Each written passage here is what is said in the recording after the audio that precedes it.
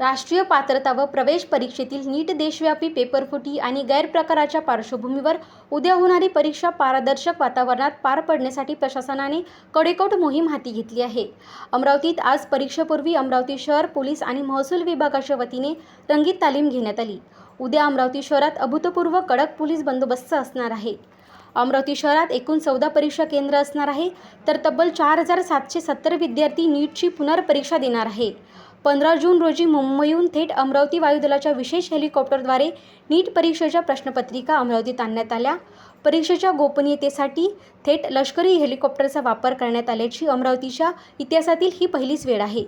उद्याच्या परीक्षेदरम्यान कुठेही कायदा व सुव्यवस्थांची परिस्थिती उद्भवू नये यासाठी अमरावती शहर पोलीस सज्ज झाले आहे। अमरावती शहर उद्या 14 परीक्षा केंद्रावर नीटची एक्झाम होत आहे। या 14 केंद्रावर आज पेपर पोचवण्याची एक रंगीत तालीम आयोजित केलेली आहे। यामध्ये महसूल प्रशासन, पोलीस प्रशासन, CISF हे सहभागी झालेले आहेत। यामध्ये त्रिस्तरीय रचना ठेवण्यात आलेली आहे। याची कस्टडी ही नायब तहसीलदार दर्जाच्या अधिकाऱ्याकडे असणार आहे।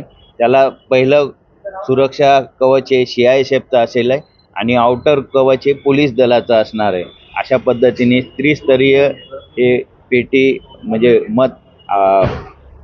प्रश्नपत्रिका पोहोचवण्यासाठी जी आज ड्राय रन घेतला जाणार आहे आणि हा निश्चित कुठल्याही प्रकारचा अनुचित प्रकार न घडता हा उद्याची परीक्षा शांततेत आणि सुरळीत पार पडेल। पोलीस अधिकारी आणि कर्मचारी या ठिकाणी बंदोबस्त असणार। यामध्ये प्रत्येक सेंटरला एक PSI आणि 4 कर्मचाऱ्याचं पथक पेपर घेऊन जाण्यासाठी नेमलेलं आहे आणि सेंटरवर स्वतंत्र बंदोबस्त नेमलेला आहे जो विद्यार्थ्यांना चेकिंग फ्रिस्किंग करून सोडण्यासाठी।